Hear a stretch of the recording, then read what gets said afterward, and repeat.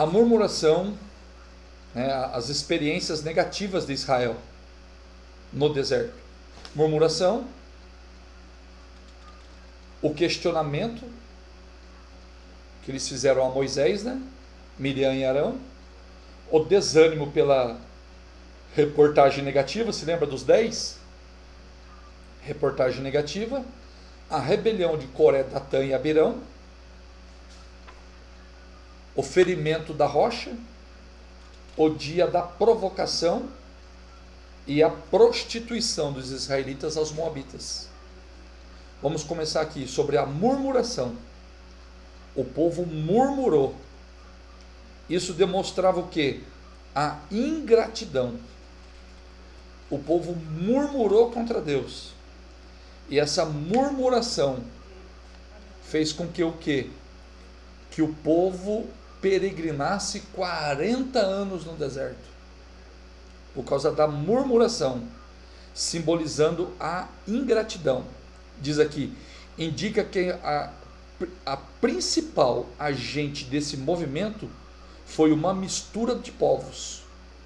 De forma oportunista, saiu do Egito junto com Israel.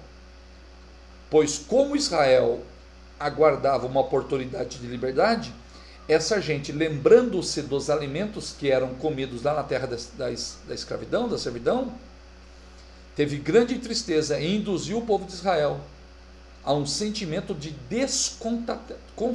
descontentamento com o Senhor, esquecendo-se do histórico de servidão, olhando para a dificuldade, achando que o período anterior era melhor. Em tudo dai graças, porque essa é a vontade de Deus. Ou seja, na realidade, o que gerou essa murmuração foi que, junto com os israelitas, veio o egípcio. Então, aquele povo misto fez o povo de Deus pecar. E isso nos traz uma lição, irmãos, de o seguinte, de que muitas das vezes não é muito bom andar com qualquer um, não.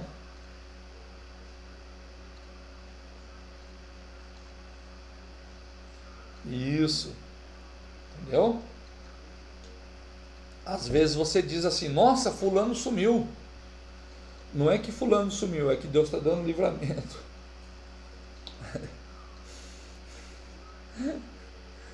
Né? Porque pessoas murmuradoras, pessoas questionadoras, pessoas que às vezes, de vez nos fazer nos aproximar de Deus, tem pessoas que faz a gente pecar.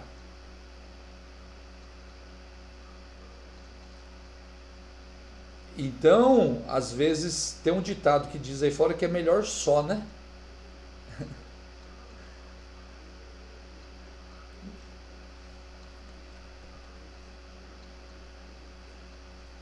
Na realidade, a gente nunca está só.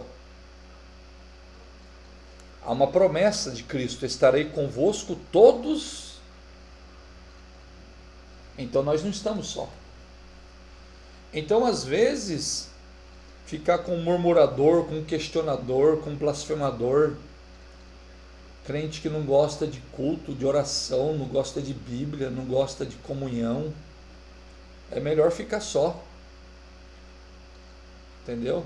Eu tenho que estar com pessoas que me fazem buscar a Deus, ter mais de Deus, me santificar. A Bíblia diz no Salmo 1, bem-aventurado o homem que não anda segundo o conselho dos ímpios, não se detém no caminho dos pecadores, não se assenta nas rodas. Eu vou me assentar no meio de roda de escarnecedor para me pecar? De jeito nenhum. Não vou me contaminar, Daniel 1:9, 1:8.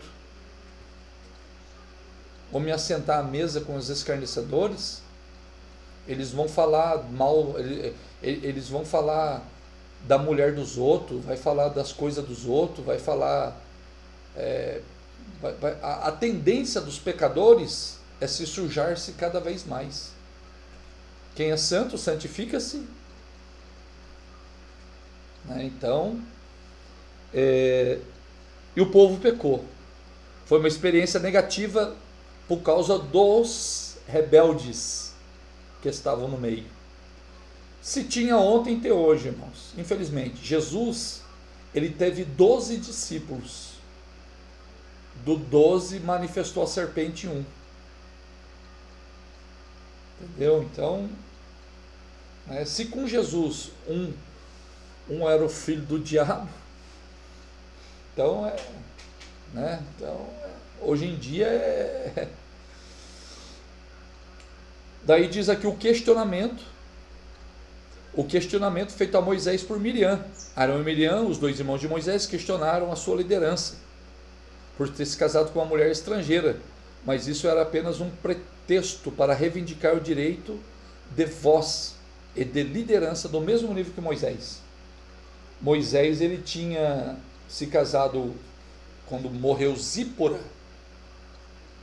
Zípora morreu e Moisés se casou com uma mulher estrangeira. Então houve um questionamento, mas na realidade esse questionamento do povo de Miriam na realidade a maior foi Miriam, né? Miriam e Arão, foi que eles queriam ter uma autoridade semelhante a Moisés, mas na realidade Deus chamou Moisés. Há todo um simbolismo do casamento de Moisés com essa etíope. Moisés simboliza Cristo, essa mulher etíope simboliza a igreja salva pela graça. Zípora simboliza Israel, a etíope simboliza a igreja gentílica, nós. Com a morte de Zípora, Moisés casou com a etíope. Com a morte espiritual dos israelitas que não aceitaram Jesus, Jesus fez uma aliança conosco. Aí há uma murmuração. Há uma murmuração, né? Mas o que aconteceu? Ficou leprosa. Aí Moisés teve que interceder por ela. Pela intercessão, olha, é tudo tipo, é figura. Pela intercessão de Moisés a Deus, Deus curou Miriam. Pela intercessão de Cristo a Israel, no período da grande tribulação, Deus perdoará Israel, porque eles vão reconhecer que Jesus é o profeta maior que Moisés falou, semelhante a ele. Você viu que tem todo um significado? E isso eu não falei na aula. Eles vão ouvir agora, mas na aula aqui eu não falei, no núcleo. Terceiro, o desânimo pela reportagem negativa dos espias. 12 foram. Quantos trouxe uma boa notícia? Josué e Caleb. Josué e Caleb. O que aconteceu? Por causa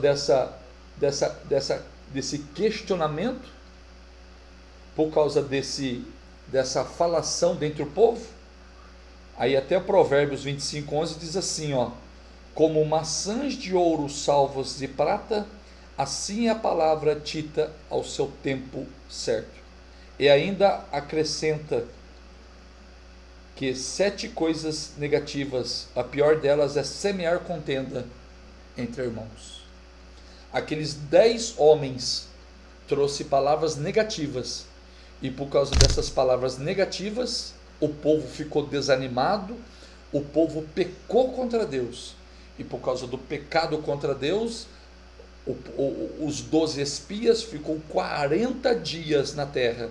Deus disse, um dia por ano, 40 anos, essa geração não vai entrar na terra, a não ser Josué e Caleb. O questionamento, o desânimo da reportagem negativa. Aí também tem a terceira, é a rebelião de Coré, Datã e Abirão. A rebelião baseou-se no porquê de nem todos que eram abençoados pelo Senhor eram enfatizados, né? Faziam parte da comunidade dos santos, podiam ministrar no altar. Aí diz aqui, há contestações a respeito da autoridade de Moisés e do próprio Deus. Eles questionaram, só Moisés? Só Moisés? Só Moisés? Só Moisés? Só Moisés? Sabe o que aconteceu? A Bíblia diz claramente que a terra se abriu e engoliu todos. Engoliu tanto Abirão, Datã e Coré. Não só ele, mas toda a família. Porque se levantou contra uma autoridade que Deus havia instituído. Deus é um Deus de autoridade. E Deus quer que a sua autoridade que Ele estabeleceu seja obedecida. Romanos 13. Depois vocês dão uma lidinha lá, Romanos 13. Constituída por Deus. Toda a autoridade. O ferimento da rocha. Se lembra do ferimento da rocha? Deus havia falado para... E o que Moisés fez? Bateu na rocha por causa do povo. Por causa do povo ele bateu na rocha. Perdeu a bênção, não entrou na terra. Entendeu? E o povo, né? Aí diz aqui, uma das formas que Deus supriu a necessidade do seu povo no deserto foi através da rocha, que os acompanhava milagrosamente. Sobre o comando de Moisés jorrava. Mas o que ele fez? Em vez de ele falar, ele feriu. E por ferir, Deus demonstrou não exercitar o autocontrole e deixar a resistência da mão por Deus. Ou seja, ele está querendo dizer, Deus está no controle, não precisa usar de força, mas por causa de tanta coisa ele bateu, feriu a rocha, perdeu a bênção. O sexto, a provocação. O povo que foi liderado por Moisés no deserto, por causa da dureza do seu coração, proferiu palavras duras a Deus, a Yahvé, que os libertou da escravidão. E o versículo 5 do capítulo 21 de Números diz assim, e o povo falou contra Deus e contra Moisés. O povo falou contra. Aí, o que aconteceu? Peregrinou, padeceu, sofreu. Tomemos cuidado, de modo que, como falamos ao Senhor, que a nossa fala seja uma fala de amor e de submissão e gratidão. Vamos vigiar com os nossos lábios, né? Com eles bendizemos a Deus, mas também com eles podemos, né? Aí o último diz aqui, a prostituição entre os israelitas e os moabitas. Um dos profetas moabitas, para reduzir a força do povo de Israel, estimulou que o povo de Israel a participar com as mulheres estrangeiras de orgias sexuais. Ou seja, diz aqui, com o seu traquejo profético, estimulou o povo de Israel a participar com as mulheres estrangeiras de orgias sexuais. Por causa da quebra da orientação de Deus na era da sexualidade, uma praga dizimou 24 mil pessoas. E essa correção ministrada por Deus foi um modo de reforçar que muitas das vezes havia dito, por intermédio de Moisés, que a obediência e o cumprimento de pleno mandamento são a cobertura para um viver feliz e abençoado. Deus havia falado que o quê? Que não era para eles se contaminar com outro povo. Que os israelitas deveriam casar com outra israelita. Mas eles foram e se prostituíram com mulheres estrangeiras, as moabitas. A ira de Deus se acendeu. Por que a ira de Deus se acendeu? Porque eles pecaram. Eles pecando deu brecha. Eles tendo brecha, a ira vem. Aí no 4.3 diz assim, ó, princípios pedagógicos. Princípios pedagógicos extraídos nas experiências no deserto. Podemos aprender grandes lições com todos os episódios registrados no livro de Números.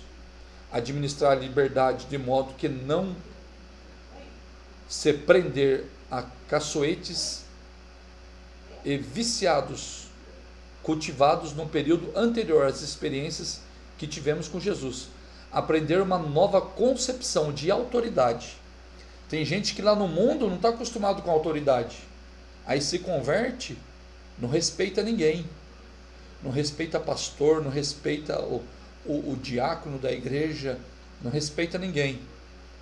Agora ele tem que aprender que em Cristo, né, desenvolver uma religiosidade mais organizada, fundamental, cultuar um relacionamento saudável, alicerçado na comunhão, refletir sobre o modo de vida antes e depois de conhecer a Deus, lembrar de que Deus deseja forjar o crente um modelo de espiritualidade para ser um referencial para as outras pessoas.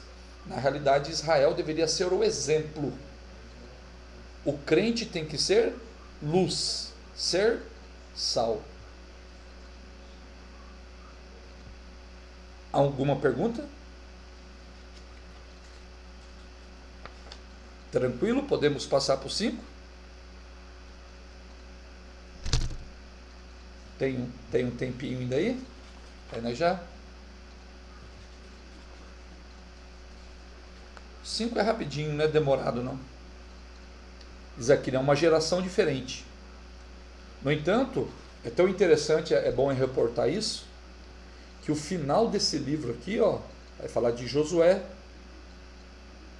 e o final desse aqui é o começo do outro. Entendeu? O final desse é o começo do outro. O final do Pentateuco, enfaticamente, o livro Deuteronômio, termina com Deuteronômio, né, o Pentateuco, mostra-nos a preocupação de Moisés com a geração que deveria entrar na Terra Prometida. A sua preocupação traduzia plenamente o cuidado do zelo de Yahvé na execução do projeto em formar Israel como nação exemplar. Essa nação deveria ser referência em todos os aspectos éticos, sociais e espirituais para as demais nações. Na realidade, Deuteronômio também é chamado como a segunda lei, né? É uma segunda lei, que também é denominado e é traduzido de forma literal, né? Os tradutores gregos do Antigo Testamento deram o nome do livro de Deuteronômio literalmente como segunda lei, traduzindo para o grego, né? Segunda lei.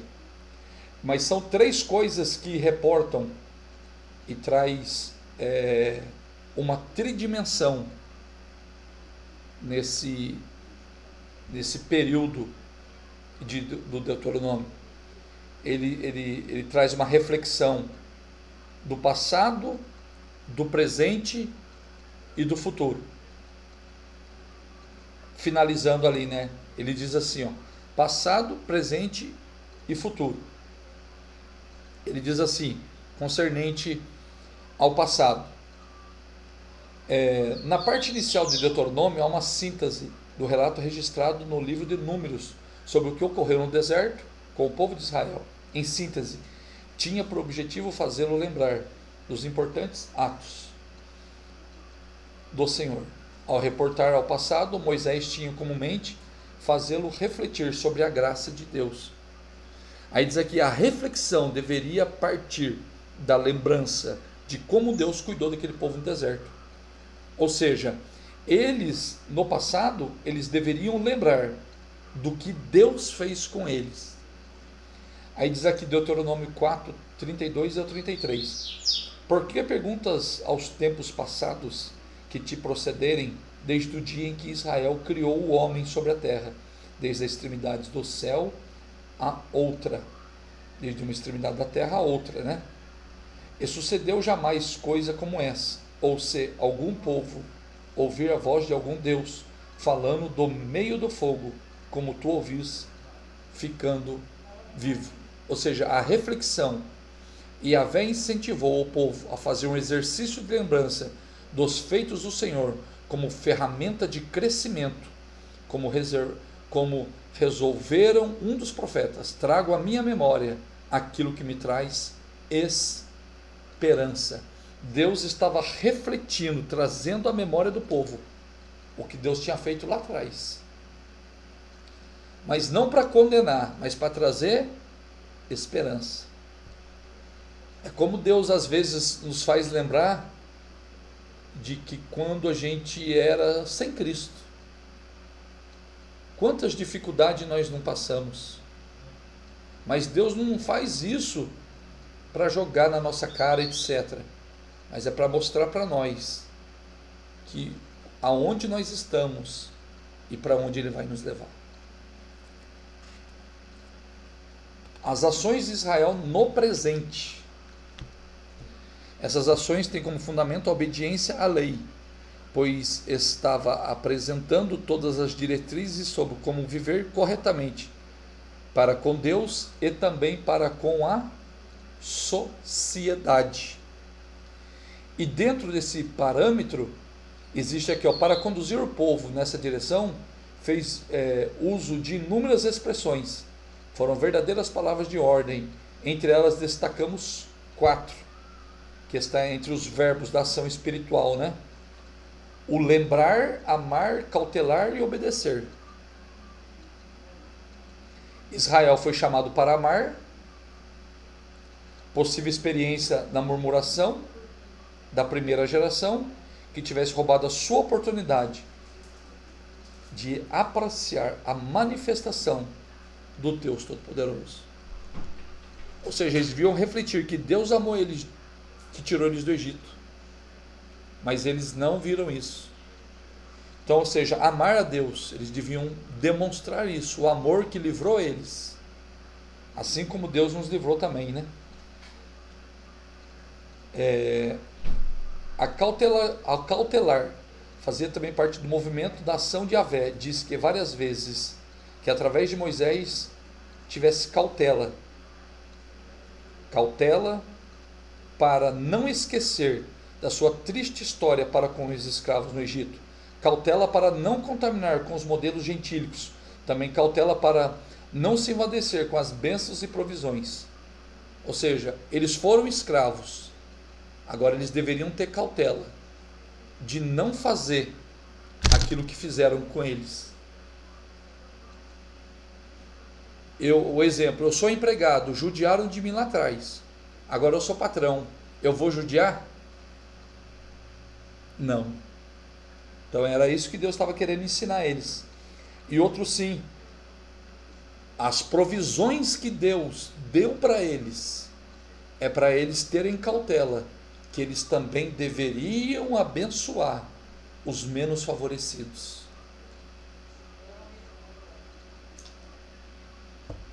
Era Deus mostrando, né?